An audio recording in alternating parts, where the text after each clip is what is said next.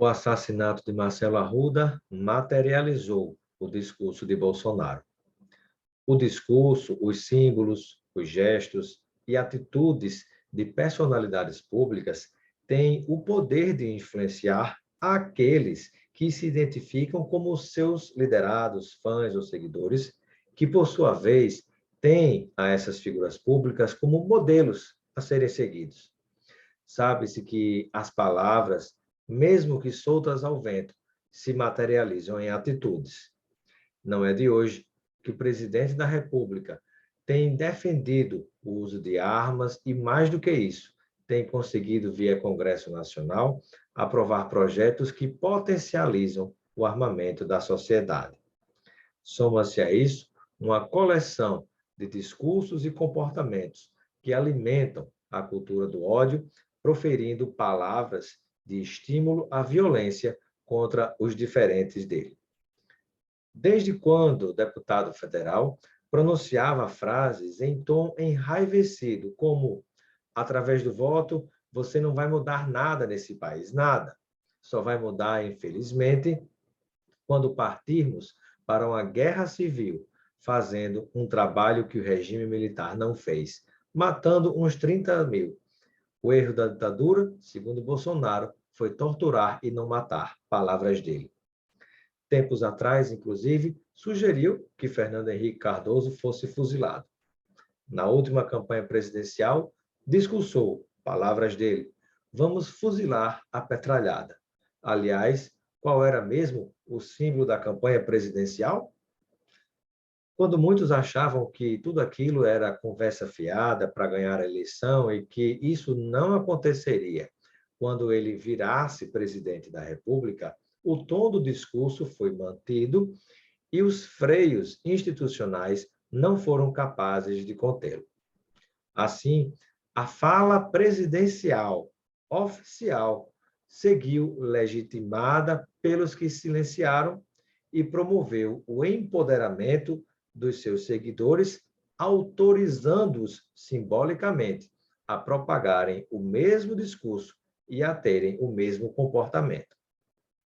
Dezenas de fotos, vídeos, áudios e textos mostram a propagação do discurso de ódio e discriminação ao diferente, ao inimigo criado do imaginário popular, que tem que ser combatido a qualquer custo. Frases como Jesus não comprou pistola porque não tinha. Armar a população para combater o inimigo. Ora, quem é o inimigo? Outra, você sabe, né, como deve se preparar. Não para o novo Capitólio, ninguém quer invadir nada, mas sabemos o que temos que fazer antes das eleições. E ainda, mais uma declaração em relação às manifestações de apoio ao presidente Lula. Um tiro só ou uma granadinha mata todo mundo num determinado evento. Percebam agora como as palavras e os discursos se materializam nas práticas. Depois de diversos episódios de apoiadores bolsonaristas, como jogar fezes nos adversários políticos por meio de drones e veneno, ataques com bombas caseiras a eventos de petistas, veio o episódio da morte do dirigente do PT, Marcelo Arruda, lá em Foz do Iguaçu. Lamentável. E enquanto o assassino atirava, gritava que iria matar a todos os petistas, expondo os sinais da quebra do pacto civilizatório, da intolerância e de um iminente estado de barbárie que nós estamos vivendo. Isto não seria possível sem a naturalização do discurso da violência.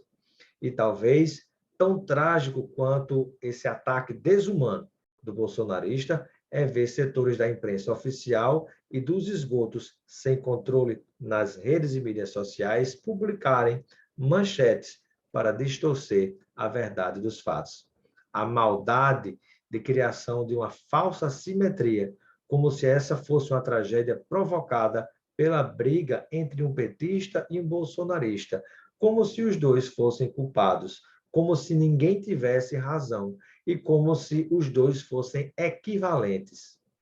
Num país onde as pessoas praticamente só leem manchete, e repassam nos grupos sem pensar, sem um julgamento crítico, é pura má-fé ver manchetes exaltando, abre aspas, troca de tiros entre petista e bolsonarista, ou mentindo descaradamente que existia uma rixa antiga entre os dois. O fato que se apresenta a todos nós é que um bolsonarista, com discurso de ódio internalizado, provocou o aniversariante e invadiu a festa de aniversário do dirigente sindical petista, que tinha como tema o ex-presidente Lula. Entrou atirando para matar e o petista atirou em legítima defesa para tentar defender a si mesmo e a sua própria família e amigos que estavam no local. É repugnante ver que o negacionismo e a distorção dos fatos encontra espaço, até mesmo diante de um crime tão bárbaro. Um crime político, sim, estimulado pelo ódio, sim. Pior é no dia seguinte ver o comportamento do representante maior da nação dizer que rejeita esse tipo de apoiador sem demonstrar nenhuma grama de humanidade para com a família do dirigente do PT, que foi assassinado no dia do seu aniversário. E o seu filho, Eduardo Bolsonaro, no dia seguinte, comemorar o seu aniversário com um bolo em forma de revólver, como as fotos estão mostrando, rodeado por balas. Isto é repugnante, é um escárnio. A culpa não é da tão falada polarização, é da violência estimulada pelo próprio presidente da República. A polarização política, para não ir tão longe, tem sido comum desde a redemocratização do Brasil.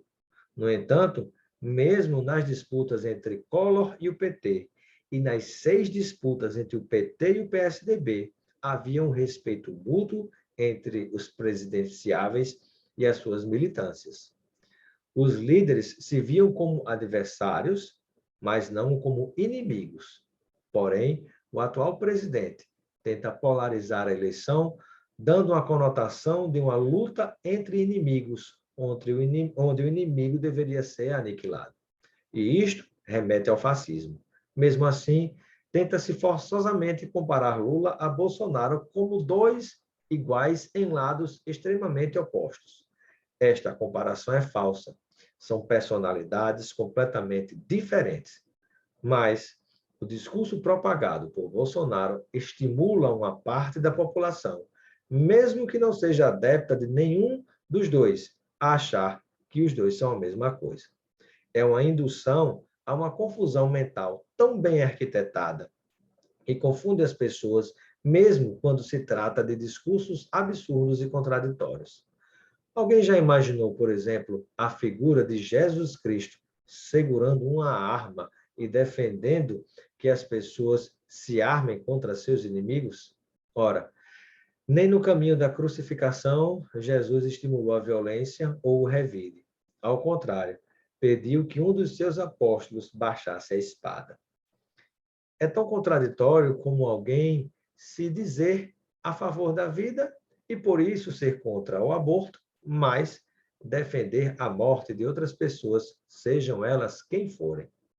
São contradições fáceis de observar. Por exemplo, no próprio perfil do policial penal federal Jorge Guaranhos, em rede social, todas estas contradições juntas e explícitas. Ele que matou o petista. No perfil dele diz conservador, cristão, Bolsonaro, presidente, armas, igual à defesa e não ao aborto. Neste perfil de Guaranho, que assassinou o petista, estão os elementos simbólicos da identificação com um tipo de discurso que se materializou em uma tragédia. Guaranho assassinou a quem ele enxergou como um inimigo, mas que, na verdade, era um estranho com o qual ele nunca havia tido qualquer relação. O assassinato de Marcelo Arruda materializou o discurso de ódio que vem sendo propagado na sociedade.